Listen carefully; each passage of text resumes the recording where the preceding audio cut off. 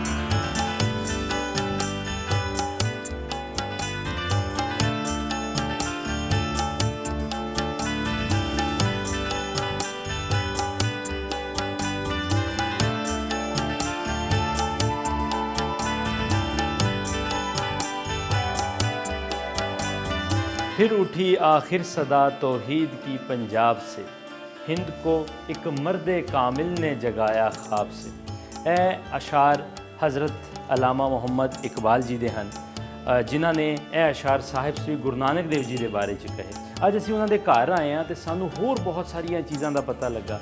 उन्हां दे घर दे विच बहुत सारे ऐसे खतो किताबत मौजूद ने जिहड़े उन्हां दे दोस्त जिहड़े हिंदू और सिख भरावां दे नाल सी, वो भी इत्थे हन। सो आओ जिथे आप इलामा मुहम्मद इकबाल बारे जानने की कोशिश करांगे, उत्थे ही इन्हां दे घर दे विच बहुत सारिया ऐसियां इतिहासक चीज़ां मौजूद ने, उन्हां बारे भी जानने की कोशिश करते हैं।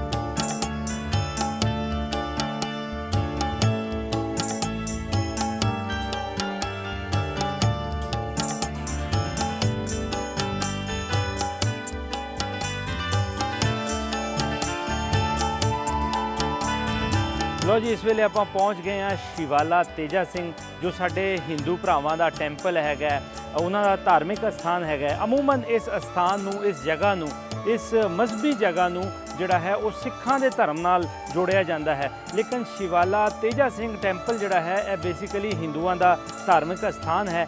ਸਿੰਘ ਨਾਲ ਹੋਣ ਕਰਕੇ ਇਹਨੂੰ ਸਿੱਖ ਧਰਮ ਦੇ ਮੰਨਣ ਵਾਲਿਆਂ ਨਾਲ ਜੋੜਿਆ ਜਾਂਦਾ ਹੈ, ਕਿਉਂਕਿ ਇਸ ਪਾਸੇ ਲਹਿੰਦੇ ਪੰਜਾਬ ਦੇ ਵਿੱਚ ਸਿੱਖਾਂ ਔਰ ਹਿੰਦੂਆਂ ਦੀ ਗਿਣਤੀ ਬਹੁਤ ਘੱਟ ਹੈ।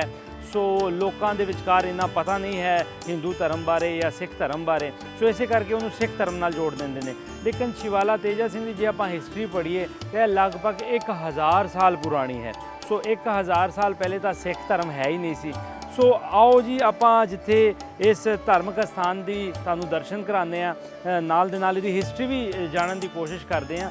ਅਤੇ ਮੈਂ ਦੱਸਦਾ ਜਾਵਾਂ ਆਪਣੇ ਵੇਖਣ ਵਾਲੇ ਵੀਰਾਂ ਨੂੰ ਕਿ ਇਹ ਪਿਛਲੇ 3 ਸਾਲਾਂ ਪਹਿਲੇ ਜਿਹੜਾ ਹੈ ਧਾਰਮਿਕ ਅਸਥਾਨ ਜਿਹੜਾ ਹੈ ਹਿੰਦੂ ਵੀਰਾਂ ਵੱਲ, ਜਿਹੜੇ ਥੋੜ੍ਹੇ ਬਹੁਤ ਇੱਥੇ ਰਹਿ ਚੁੱਕੇ ਨੇ, ਉਹਨਾਂ ਲਈ ਖੋਲ੍ਹਿਆ ਗਿਆ ਹੈ।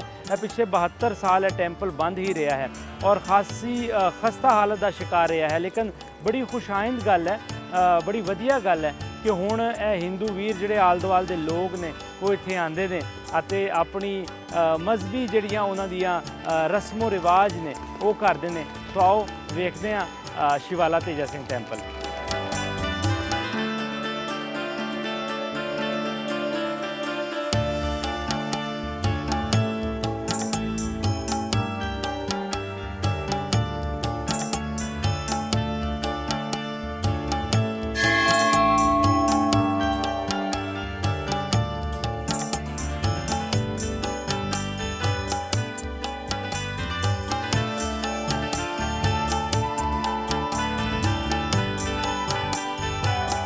ਕਿਸੇ ਵੀ ਸੁਸਾਇਟੀ ਦੇ ਜਿਹੜੇ ਅਕਲੀਅਤ ਹੁੰਦੇ ਨੇ, ਜਿਹੜੇ ਘੱਟ ਗਿਣਤੀ ਲੋਕ ਹੁੰਦੇ ਨੇ, ਉਸ ਸੁਸਾਇਟੀ ਦਾ ਸ਼ਿੰਗਾਰ ਹੁੰਦੇ ਨੇ। ਉਹਦੇ ਨਾਲ ਉਸ ਸੁਸਾਇਟੀ ਜਿਹੜੀ ਹੈ ਉਹ ਸੱਭਿਆਚਾਰ ਜਿਹੜਾ ਹੈ ਉਹ ਹੋਰ ਖੂਬਸੂਰਤ ਨਜ਼ਰ ਆਉਂਦਾ ਹੈ, ਕਿਉਂਕਿ ਵੱਖ-ਵੱਖ ਧਰਮਾਂ ਦੇ ਲੋਕ ਜਦੋਂ ਕਿਸ ਸੁਸਾਇਟੀ ਦੇ ਵਿੱਚ ਹੁੰਦੇ ਆ ਤੇ ਉਹਦੇ ਰੰਗ ਜਿਹੜੇ ਨੇ ਉਹ ਬਿਖਰ ਕੇ ਉਹ ਸਾਹਮਣੇ ਆ ਜਾਂਦੇ ਨੇ। ਸੋ ਇਹ ਜਿਹੜੇ ਸਾਡੇ ਹਿੰਦੂ ਭਰਾ ਨੇ, ਇਹਨਾਂ ਲਈ ਬਹੁਤ ਹੀ ਖੁਸ਼ਾਇੰਦ ਗੱਲ ਸੀਗੀ ਕਿ ਜਦੋਂ ਇਸ ਟੈਂਪਲ ਨੂੰ 47 ਤੋਂ ਬਾਅਦ ਲਗਭਗ 70-72 ਸਾਲਾਂ ਬਾਅਦ ਜਿਹੜਾ ਹੈ ਉਹ ਖੋਲ੍ਹ ਦਿੱਤਾ ਗਿਆ ਹੈ।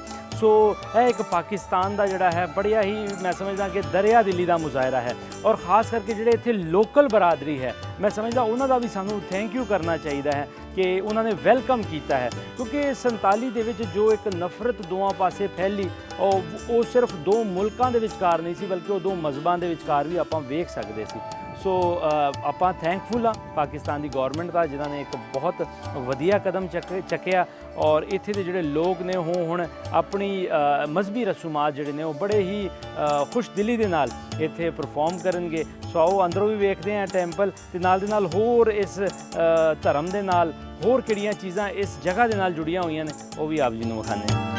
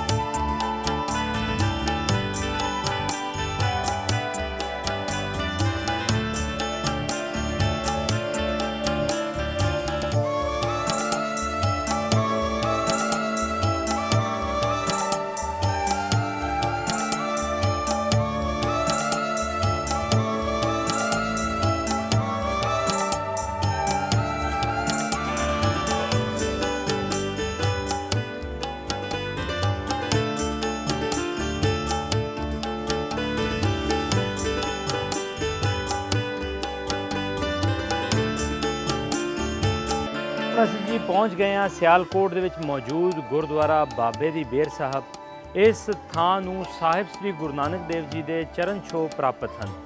ਸੋ ਆਓ ਹੁਣ ਆਪਾਂ ਗੁਰਦੁਆਰੇ ਦੇ ਨਾ ਸਿਰਫ ਦਰਸ਼ਨ ਕਰਦੇ ਹਾਂ, ਬਲਕਿ ਨਾਲ ਦੇ ਨਾਲ ਅਸੀਂ ਇੱਥੇ ਦਾ ਇਤਿਹਾਸ ਵੀ ਜਾਣਨ ਦੀ ਕੋਸ਼ਿਸ਼ ਕਰਦੇ ਹਾਂ ਅਤੇ ਇੱਥੇ ਜਿਹੜੇ ਸਿੱਖ ਕਮਿਊਨਿਟੀ ਹੈ ਉਹਨਾਂ ਨਾਲ ਵੀ ਗੱਲਬਾਤ ਕਰਾਂਗੇ। ਸੋ ਆਓ ਜੀ ਗੁਰਦੁਆਰਾ ਸਾਹਿਬ ਵੱਲ ਚੱਲੀਏ।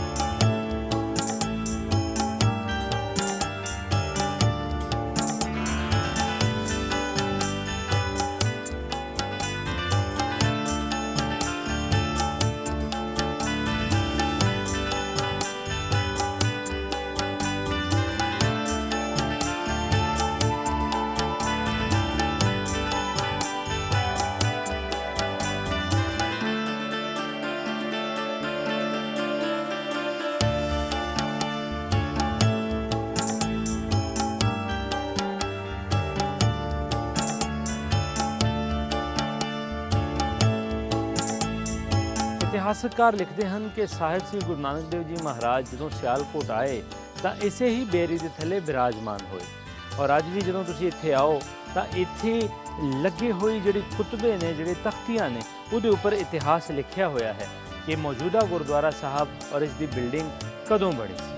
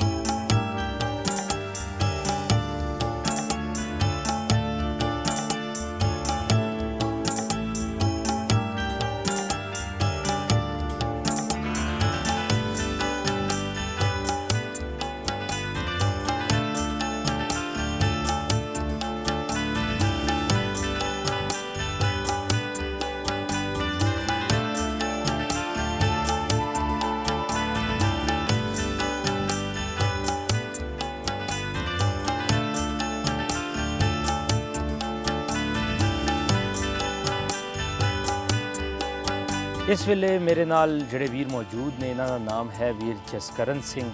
और अगर मैं इन्हां बारे दसदा जावां कि 47 तो बाद इस गुरु घर दे इस अस्थान की जिहड़ा सेवा संभाल कीती, वो इस वीर ने तनहों तनहा सारी सेवा सांभी, क्योंकि 47 तो बाद सियालकोट की धरती ते कोई सिख तां रहा नहीं। सो आओ ਇਹ ਸਾਰੀਆਂ ਵੀਰ ਜੀ ਕੋ ਗੱਲਾਂ ਬਾਤਾਂ ਪੁੱਛਦੇ ਕਿ ਕਿਸ ਤਰ੍ਹਾਂ ਇਹਨਾਂ ਨੇ ਸੇਵਾ ਕੀਤੀ ਔਰ ਕਿਹੜੀਆਂ ਮੁਸ਼ਕਲਾਂ ਇਹਨਾਂ ਨੂੰ ਦਰਪੇਸ਼ ਆਈਆਂ। ਵੀਰ ਜੀ, ਅਗਰ ਤੁਸੀਂ ਸਾਨੂੰ ਇਸ ਅਸਥਾਨ ਦਾ ਇਤਿਹਾਸ ਦੱਸ ਦਿਓ।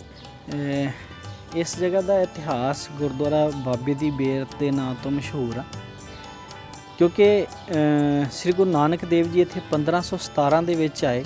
ਜਿਸ ਟਾਈਮ ਸ੍ਰੀ ਗੁਰੂ ਨਾਨਕ ਦੇਵ ਜੀ ਆਏ ਇੱਥੇ ਤੇ ਲੋਕ ਇੱਥੋਂ ਦੇ ਬਹੁਤ ਸਾਰੇ ਪਰੇਸ਼ਾਨ ਸਨ। ਪਰੇਸ਼ਾਨ ਇਸ ਤੋਂ ਸੀ ਕਿ ਇੱਥੇ ਇੱਕ ਪੀਰ ਸਨ ਜਿਹੜੇ ਅਰਬ ਸ਼ਹਿਰ ਤੋਂ ਆਏ ਸੀਗੇ, ਇਸ ਜਗ੍ਹਾ ਤੇ ਰਹਿੰਦੇ ਸੀ ਸਿਆਲਕੋਟ ਦੇ ਵਿੱਚ। ਸ਼ਾਇਦ ਉਸ ਟਾਈਮ ਸਲਕੋਟ ਜਾਂ ਰਾਜੂ ਸਲ ਦੇ ਨਾਂ ਤੇ ਸੀਗਾ ਸ਼ਹਿਰ ਦਾ ਨਾਂ। ਇਸ ਜਗ੍ਹਾ ਤੇ ਰਹਿੰਦੇ ਸੀਗੇ ਤੇ ਉਹਨਾਂ ਦੇ ਕੋਲ ਜਿਸ ਟਾਈਮ ਆਏ ਤੇ ਉਹਨਾਂ ਨੇ ਦੇਖਿਆ ਕਿ ਇਹ ਲੋਕ ਦੱਬੇ ਹੋਏ ਨੇ, ਘੁੱਟੇ ਹੋਏ ਨੇ ਜਾਂ ਡਰੇ ਹੋਏ ਨੇ। ਸ੍ਰੀ ਗੁਰੂ ਨਾਨਕ ਦੇਵ ਜੀ ਇੱਥੇ ਆਏ, ਲੋਕਾਂ ਨੂੰ ਪਤਾ ਲੱਗਾ ਤੇ ਲੋਕ ਫਿਰ ਦੌੜੇ ਆਏ ਵੀ ਬਾਬਾ ਜੀ ਸਾਨੂੰ ਬਚਾ ਲਓ, ਇੱਥੇ ਪੀਰ ਹਮਜ਼ਾ ਗੌਸ ਨੇ ਉਹ ਸਾਨੂੰ ਮਾਰ ਦੇਣਗੇ। ਜਦੋਂ ਸ੍ਰੀ ਗੁਰੂ ਨਾਨਕ ਦੇਵ ਜੀ ਹੁਣਾਂ ਨੇ ਪਤਾ ਕੀਤਾ ਤੇ ਜਿਹੜੇ ਭਾਈ ਮਰਦਾਨਾ ਸੀਗੇ ਉਹਨਾਂ ਦੇ ਨਾਲ ਸਨ। ਸ੍ਰੀ ਗੁਰੂ ਨਾਨਕ ਦੇਵ ਜੀ ਨੇ ਭਾਈ ਮਰਦਾਨਾ ਹੁਣਾਂ ਨੂੰ ਭੇਜਿਆ। ਇੱਥੇ ਨਾਲ ਹੀ ਬਿਲਕੁਲ ਥੋੜ੍ਹਾ ਜਿਹਾ ਫਾਸਲੇ 'ਤੇ ਉਹਨਾਂ ਦਾ ਜਿਹੜਾ ਇੱਕ ਗੁੰਮਤ ਸੀਗਾ, ਜਿਹੜੇ ਮਜ਼ਾਰ ਸੀਗਾ ਜਿਹਦੇ ਵਿੱਚ ਉਹ ਬੈਠੇ ਸੀਗੇ, ਆਪਣੀ ਇਬਾਦਤ ਕਰ ਰਿਹਾ ਸੀਗਾ ਤੇ ਉਹਨਾਂ ਨੇ 40 ਦਿਨ ਦਾ ਇੱਕ ਚਿਲਾ ਕੱਟਣਾ ਸ਼ੁਰੂ ਕੀਤਾ ਸੀਗਾ। ਉਹਨਾਂ ਨੇ ਕਿਹਾ ਸੀਗਾ ਵੀ ਜਿਹੜਾ ਇਹ ਸ਼ਹਿਰ ਆ ਇਹ ਝੂਠਿਆਂ ਦਾ, ਮੈਂ ਇਸ ਸ਼ਹਿਰ ਨੂੰ ਗਰਕ ਕਰ ਦਿਆਂਗਾ। ਸ੍ਰੀ ਗੁਰੂ ਨਾਨਕ ਦੇਵ ਜੀ ਹੁਣਾਂ ਨੇ ਉਹਨਾਂ ਨੂੰ ਜਿਸ ਟਾਈਮ ਭੇਜਿਆ ਭਾਈ ਮਰਦਾਨਾ ਹੁਣਾਂ ਨੂੰ ਕਿ ਤੁਸੀਂ ਉਹਨਾਂ ਨੂੰ ਬੁਲਾ ਕੇ ਲੈ ਕੇ ਆਓ, ਲੇਕਿਨ ਉਹਨਾਂ ਦੇ ਜਿਹੜੇ ਸੀਗੇ ਉਹਨਾਂ ਦੇ ਮਰੀਜ਼ ਸੀਗੇ ਉਹਨਾਂ ਨੇ ਨਹੀਂ ਮਿਲਣ ਦਿੱਤਾ, ਵਾਪਸ ਭੇਜ ਦਿੱਤਾ, ਕਿਉਂਕਿ ਉਹਨਾਂ ਨੇ ਕਿਹਾ ਸੀ ਕਿ ਮੈਂ 40 ਦਿਨ ਦੇ ਅੰਦਰ ਅੰਦਰ ਇਸ ਸ਼ਹਿਰ ਨੂੰ ਗਰਕ ਕਰ ਦਿਆਂਗਾ, ਨਾ ਮੈਂ ਧੁੱਪ ਦੇਖਾਂਗਾ ਨਾ ਕਿਸੇ ਬੰਦੇ ਦੀ ਸ਼ਕਲ। ਫਿਰ ਉਹ ਜਿਸ ਟਾਈਮ ਭਾਈ ਮਰਦਾਨਾ ਜੀ ਵਾਪਸ ਆ ਗਏ ਤੇ ਸ੍ਰੀ ਗੁਰੂ ਨਾਨਕ ਦੇਵ ਜੀ ਹੁਣਾਂ ਨੇ ਇਸੇ ਜਗ੍ਹਾ ਤੇ ਖੜੇ ਹੋ ਕੇ ਅਰਦਾਸ ਕੀਤੀ ਰੱਬ ਅੱਗੇ ਕਿ ਉਹ ਜਿਹੜਾ ਗੁੰਮਤ ਸੀਗਾ ਉਹ ਉੱਪਰੋਂ ਪਾਟ ਗਿਆ, ਜਿਹੜੀ ਧੁੱਪ ਸੀਗੀ ਉਹ ਸਿੱਧੀ ਚਿਹਰੇ ਤੇ ਚਲ ਗਿਆ ਭਾਈ ਜਿਹੜੇ ਪੀਰ ਹਮਜ਼ਾ ਗੌਸ ਸਨ ਉਹਨਾਂ ਦੇ। ਜਿਸ ਟਾਈਮ ਧੁੱਪ ਚਲ ਗਈ ਚਿਹਰੇ ਤੇ ਪੀਰ ਹਮਜ਼ਾ ਗੌਸ ਹੁਣੀ ਬਾਹਰ ਆ ਕੇ ਦੇਖਦੇ ਕੀ ਹੈ ਕਿ ਸਾਰਾ ਸ਼ਹਿਰ ਉਸੇ ਤਰ੍ਹਾਂ ਉਹਨਾਂ ਦੇ ਜ਼ਿਹਨ 'ਚ ਇਹ ਸੀਗਾ ਕਿ ਬਿਲਕੁਲ ਗਰਕ ਹੋ ਗਿਆ। ਜਦੋਂ ਪਤਾ ਲੱਗਿਆ ਕਿ ਇਸ ਤਰ੍ਹਾਂ ਇਸ ਤੋਂ ਜਿਹੜੇ ਇੱਥੇ ਭਾਈ ਮਰਦਾਨਾ ਜੀ ਆਏ ਸਨ, ਜਦੋਂ ਵਾਪਸ ਗਏ ਨੇ ਤੇ ਉਹ ਜਿਹੜਾ ਇਹ ਗੁੰਮਤ ਦਾ ਹਾਲ ਹੋਇਆ, ਗੁੰਮਤ ਉੱਪਰੋਂ ਪੱਟ। ਫਿਰ ਪੀਰ ਹਮਜ਼ਾ ਗੌਸ ਹੁਣੀ ਉੱਥੋਂ ਚੱਲ ਕੇ ਸ੍ਰੀ ਗੁਰੂ ਨਾਨਕ ਦੇਵ ਜੀ ਹੁਣਾਂ ਕੋਲ ਆਏ। ਫਿਰ ਸ੍ਰੀ ਗੁਰੂ ਨਾਨਕ ਦੇਵ ਜੀ ਹੁਣਾਂ ਦੇ ਵਿੱਚ ਤੇ ਉਹਨਾਂ ਦੇ ਵਿੱਚ ਇੱਕ ਵਿਚਾਰ ਹੋਏ ਤਾਂ ਕਿ ਉਹ ਜਿਹੜੇ ਸ੍ਰੀ ਗੁਰੂ ਨਾਨਕ ਦੇਵ ਜੀ ਉਹਨਾਂ ਨੇ ਉਹਨਾਂ ਨੂੰ ਸਮਝਾਇਆ ਕਿ ਅਸੀਂ ਇਸ ਦੁਨੀਆ ਨੂੰ ਰੱਬ ਦੇ ਨਾਲ ਜੋੜਨ ਆਏ, ਤੋੜਨ ਨਹੀਂ ਆਏ। ਇਸੀ ਜਗ੍ਹਾ ਤੇ ਫਿਰ ਸ੍ਰੀ ਗੁਰੂ ਨਾਨਕ ਦੇਵ ਜੀ ਉਹਨਾਂ ਨੇ ਦੱਸਿਆ ਵੀ 2 ਆਨੇ ਦਾ ਜਿਹੜਾ ਭਾਈ ਮਰਦਾਨਾ ਜੀ ਉਹਨਾਂ ਨੂੰ ਭੇਜਿਆ ਸੀਗਾ, ਇੱਕ ਝੂਠ ਲੈ ਕੇ ਆਓ, ਇੱਕ ਦਾ ਸੱਚ ਲੈ ਕੇ ਆਓ, ਇੱਕ ਆਨੇ ਦਾ। ਉਹ ਮੂਲਾ ਖੱਤਰੀ ਸੀਗਾ ਜਿਹਨੇ ਇਹ ਲਿਖ ਕੇ ਦਿੱਤਾ ਸੀ ਕਾਗਜ਼ ਦੇ ਉੱਤੇ ਵੀ ਜਿਹੜਾ ਜੀਣਾ ਝੂਠ ਆ, ਮਰਨਾ ਹੀ ਸੱਚ ਹੈ। ਉਹ ਫਿਰ ਜਿਹੜਾ ਇਹ ਸੀਗਾ ਉਹਨਾਂ ਨੇ ਦੱਸਿਆ ਵੀ ਇਹਨਾਂ ਲੋਕਾਂ ਨੂੰ ਇੰਨਾ ਪਤਾ ਵਾ ਵੀ ਜੀਣਾ ਜਿਹੜਾ ਝੂਠ ਆ, ਮਰਨਾ ਸੱਚ ਹੈ, ਸਾਰੇ ਕਿੱਦਾਂ ਗਲਤ ਹੋ ਸਕਦੇ ਨੇ। ਫਿਰ ਸ੍ਰੀ ਗੁਰੂ ਨਾਨਕ ਦੇਵ ਜੀ ਉਹਨਾਂ ਨੂੰ ਜਦੋਂ ਉਹਨਾਂ ਨੂੰ ਸਮਝਾਇਆ, ਉਹਨਾਂ ਦੀ ਉਹ ਜਿਹੜੀ ਸੀ ਸਾਰੀ ਗੱਲ ਉਹਨਾਂ ਦੀ ਸਮਝ 'ਚ ਆਈ। ਫਿਰ ਉਹਨਾਂ ਨੇ ਇਸ ਸ਼ਹਿਰ ਨੂੰ ਮਾफ़ ਕੀਤਾ ਤੇ ਉਸ ਇਤਿਹਾਸ ਦੇ ਵਿੱਚ ਇਹ ਗੁਰਦੁਆਰਾ ਸਾਹਿਬ ਬਾਬੇ ਦੀ ਬੇਰ ਸਾਹਿਬ ਬਣ ਗਿਆ ਤੇ ਉਹੀ ਬੇਰੀ ਅੱਜ ਤੱਕ ਮੌਜੂਦ ਆ, ਜਿਹਦੇ ਬੇਰ ਵੀ ਲੱਗਦੇ ਨੇ। ਸਿਆਲਕੋਟ ਦੇ ਵਿੱਚ ਕਿੰਨੇ ਕੁ ਸਿੱਖ ਆਬਾਦ ਨੇ? ਦੇਖੋ, ਸਿਆਲਕੋਟ ਦੇ ਵਿੱਚ ਸਿੱਖਾਂ ਦੇ ਘਰ ਬਹੁਤ ਥੋੜ੍ਹੇ ਜਿਹੇ ਨੇ। ਉਹ ਵੀ ਉਹ ਸਿੱਖ ਨੇ ਜਿਹੜੇ ਸਾਡੇ ਇਸ ਗੁਰੂ ਘਰ ਨੂੰ ਦੇਖ ਕੇ ਸਿੰਘ ਸੱਜੇ ਨੇ। ਬਹੁਤ ਸਾਰੇ ਸਿੰਘ ਐਸੇ ਸੀਗੇ ਜਿਹੜੇ ਕਿ ਪਾਕਿਸਤਾਨ ਬਣਨ ਤੋਂ ਬਾਅਦ ਜਿਹੜੇ ਜਿਨ੍ਹਾਂ ਦੇ ਬਜ਼ੁਰਗ ਸਨ, ਸਰਦਾਰ ਸਨ, ਉਹਨਾਂ ਨੇ ਫਿਰ ਉਸ ਟਾਈਮ ਕੋਈ ਗੁਰਦੁਆਰਾ ਨਹੀਂ ਸੀ, ਇਹਨਾਂ ਨੂੰ ਲੀਡ ਕਰਨ ਵਾਲਾ ਕੋਈ ਬੰਦਾ ਨਹੀਂ ਸੀਗਾ। ਫਿਰ ਉਹਨਾਂ ਨੇ ਨਾ ਜਿਹੜੇ ਕੇਸ ਕਟਵਾ ਲਏ ਸੀਗੇ ਤੇ ਉਹਨਾਂ ਨੇ ਜਿਸ ਟਾਈਮ ਇਸ ਗੁਰਦੁਆਰਾ ਸਾਹਿਬ ਦਾ ਦੇਖਿਆ, ਸੁਣਿਆ, ਜਦੋਂ ਇੱਥੇ ਆਉਂਦੇ ਰਹੇ, ਆਸਤਾ ਫਿਰ ਬਹੁਤ ਸਾਰੇ ਸਿੰਘ ਜਿਹੜੇ ਨੇ ਉਹ ਸੱਜ ਗਏ ਨੇ ਹੁਣ ਦੁਬਾਰਾ। ਔਰ ਬੱਚੇ ਬਹੁਤ ਸਾਰੇ ਨੇ ਜਿਹੜੇ ਮੇਰਾ ਖਿਆਲ ਕਹਿੰਦਾ ਕਿ ਬੱਚਿਆਂ ਦੀ ਜਿਹੜੀ ਤਾਦਾਦ ਆ ਉਹ 20 ਦੇ ਲਾਗੇ ਛਾਗੇ ਬੱਚਿਆਂ ਦੀ ਤਾਦਾਦ ਹੋਏਗੀ। ਜਿਹੜੇ ਛੋਟੇ ਬੱਚੇ ਨੇ ਉਹ 15-20 ਤੇ ਜਿਹੜੇ ਵੱਡੇ ਨੇ ਉਹ ਵੀ ਹੋਣਗੇ। ਲੇਕਿਨ ਜਿਹੜੀਆਂ ਮਤਲਬ ਬੀਬੀਆਂ ਉਹ ਤਾਂ ਲਹਿਦਾ ਮਤਲਬ ਸਾਡੀ ਇਸ ਟਾਈਮ ਜਿਹੜੀ ਹੈਗੀ ਸਿੱਖਾਂ ਦੀ ਤਾਦਾਦ ਹੈ ਇੱਥੇ ਕੋਈ 70-80 ਦੇ ਲਾਗੇ ਛਾਗੇ ਹੋਏਗੀ। ਜਸਕਰਨ ਵੀਰ ਜੀ, ਤੁਹਾਡਾ ਬਹੁਤ ਬਹੁਤ ਧੰਨਵਾਦ, ਤੁਹਾਡਾ ਬਹੁਤ ਬਹੁਤ ਸ਼ੁਕਰੀਆ। ਜਿੰਨੀ ਦੇਰ ਤੱਕ ਇਹ ਗੁਰਦੁਆਰਾ ਸਾਹਿਬ ਕਾਇਮ ਹੈ, ਵੀਰ ਜਸਕਰਨ ਸਿੰਘ ਦਾ ਨਾਮ ਵੀ ਇੱਥੇ ਕਾਇਮ ਰਹੇਗਾ, ਕਿਉਂਕਿ ਜਿਸ ਮੁਸ਼ਕਲ ਦੌਰ ਦੇ ਵਿੱਚ ਇਹਨਾਂ ਨੇ ਇੱਥੇ ਸੇਵਾ ਨਿਭਾਈ, ਇਹ ਸਾਡੇ ਲਈ ਬਹੁਤ ਮਾਣਯੋਗ ਨੇ। ਕਿਉਂਕਿ ਮੈਂ ਖੁਦ ਇਸ ਗੁਰਦੁਆਰਾ ਦਾ ਵੇਖਿਆ ਸੀ ਕਿ ਇਹਦੀਆਂ ਛੱਤਾਂ ਤੱਕ ਨਹੀਂ ਹੈ ਸਨ। ਸੋ ਇਹਦੇ ਬਾਵਜੂਦ ਜਸਕਰਨ ਸਿੰਘ ਨੇ ਇਸ ਗੁਰਦੁਆਰੇ ਨੂੰ ਦੁਬਾਰਾ ਆਬਾਦ ਕੀਤਾ। ਸੋ ਜਥਿਆਂ ਅੱਗੇ ਜ਼ਰੂਰ ਬੇਨਤੀ ਹੈ, ਸਾਡੇ ਸਿੱਖ ਭਰਾ, ਸਿੱਖ ਯਾਤਰੀ ਜਦੋਂ ਬਾਹਰੋਂ ਆਉਂਦੇ ਆ ਤੇ ਇੱਥੇ ਵੀ ਜ਼ਰੂਰ ਮੱਥਾ ਟੇਕਿਆ ਕਰੋ, ਤਾਂ ਕਿ ਇੱਕ ਤਾਂ ਇਤਿਹਾਸ ਨਾਲ ਤੁਸੀਂ ਜੁੜੋਗੇ, ਦੂਸਰੀ ਗੱਲ, ਸਭ ਤੋਂ ਵੱਡੀ ਗੱਲ, ਕਿ ਇਹ ਗੁਰਦੁਆਰੇ ਦੇ ਵਿੱਚ ਰੌਣਕਾਂ ਜਿਹੜੀਆਂ ਨੇ ਉਹ ਤੁਹਾਡੇ ਨਾਲ ਹੀ ਲੱਗਦੀਆਂ ਰਹਿਣਗੀਆਂ। ਸੋ ਆਓ ਇੱਥੇ ਕੁਝ ਹੋਰ ਵੀ ਸਿੰਘ ਸਾਡੇ ਨਾਲ ਹੈਗੇ ਨੇ, ਉਹਨਾਂ ਨਾਲ ਵੀ ਗੱਲਬਾਤ ਦੀ ਸਾਂਝ ਵਧਾਉਂਦੇ ਹਾਂ ਜੀ।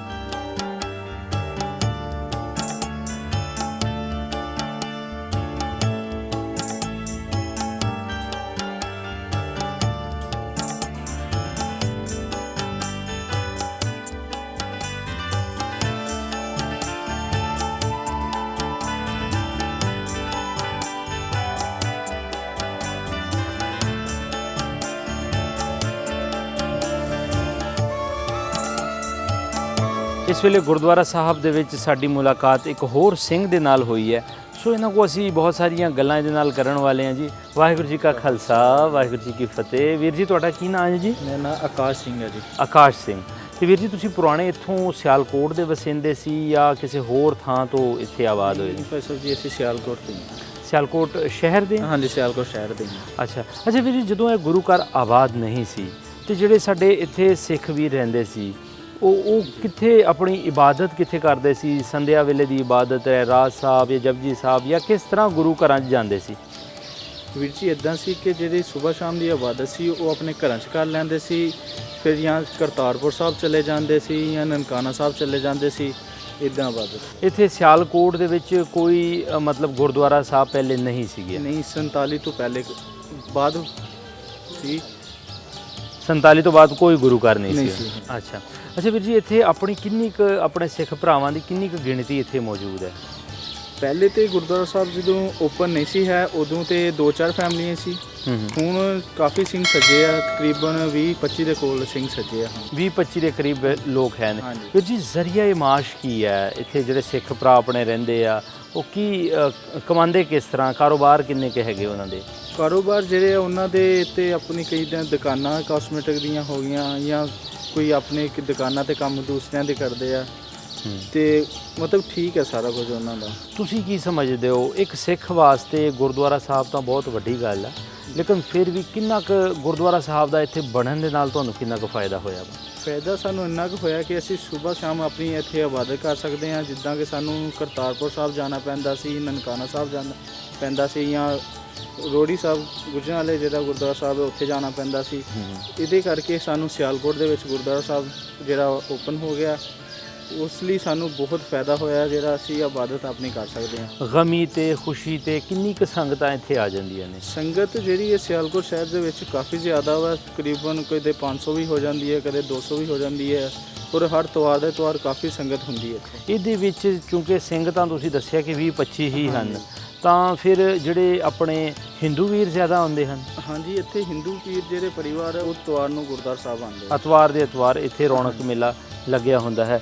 ਵੇਖੋ ਜੀ, ਗੁਰੂ ਘਰ ਜਿਹੜਾ ਹੈ ਉਹ ਕਿਸੇ ਵੀ ਸਿੱਖ ਭਾਈਚਾਰੇ ਦੇ ਵਿੱਚ ਹੋਵੇ ਤਾਂ ਆਪਸੀ ਵਸੇਬ ਦੇ ਵਿੱਚ ਆਸਾਨੀ ਹੋ ਜਾਂਦੀ ਹੈ।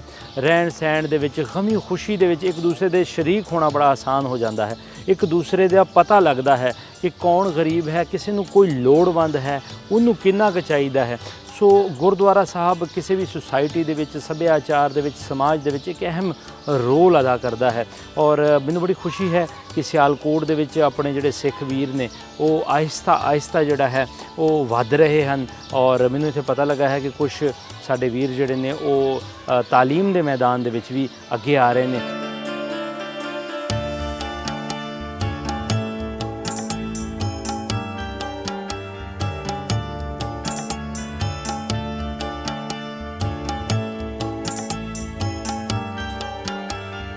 ਅੱਜ ਦੇ ਪ੍ਰੋਗਰਾਮ ਦੇ ਵਿੱਚ ਅਸੀਂ ਆਪ ਜੀ ਨੂੰ ਸਿਆਲਕੋਟ ਦਾ ਇਤਿਹਾਸ ਦੱਸਿਆ, ਨਾਲ ਦੇ ਨਾਲ ਆਪ ਜੀ ਨੂੰ ਅਸੀਂ ਲੈ ਕੇ ਗਏ ਸ਼ਿਵਾਲਾ ਤੇਜਾ ਸਿੰਘ ਦੇ ਮੰਦਿਰ ਦੇ ਵਿੱਚ, ਅਤੇ ਹੁਣ ਅਸੀਂ ਆਪ ਜੀ ਨੂੰ ਗੁਰਦੁਆਰਾ ਬਾਬੇ ਦੀ ਬੇਰ ਦੇ ਦਰਸ਼ਨ ਵੀ ਕਰਵਾਏ। ਆਪ ਸਭ ਨੂੰ ਸਾਡਾ ਪ੍ਰੋਗਰਾਮ ਕਿਹੋ ਜਿਹਾ ਲੱਗਿਆ? ਆਪਣੀ ਕੀਮਤੀ ਰਾਏ ਸਾਨੂੰ ਜ਼ਰੂਰ ਦੇਣੀ। ਇਸੇ ਤਰ੍ਹਾਂ ਦੇ ਫਿਰ ਇੱਕ ਪ੍ਰੋਗਰਾਮ ਦੇ ਵਿੱਚ ਆਪ ਜੀ ਦੇ ਰੂਬਰੂ ਹਾਜ਼ਰ ਹੋਵਾਂਗੇ। ਭੁਪਿੰਦਰ ਸਿੰਘ ਲਵਲੀ ਅਤੇ ਸਤਿ ਸ੍ਰੀ ਅਕਾਲ ਦੀ ਸਾਰੀ ਟੀਮ ਨੂੰ ਇਜਾਜ਼ਤ ਦਿਓ। ਸਤਿ ਸ੍ਰੀ ਅਕਾਲ, ਪਾਕਿਸਤਾਨ।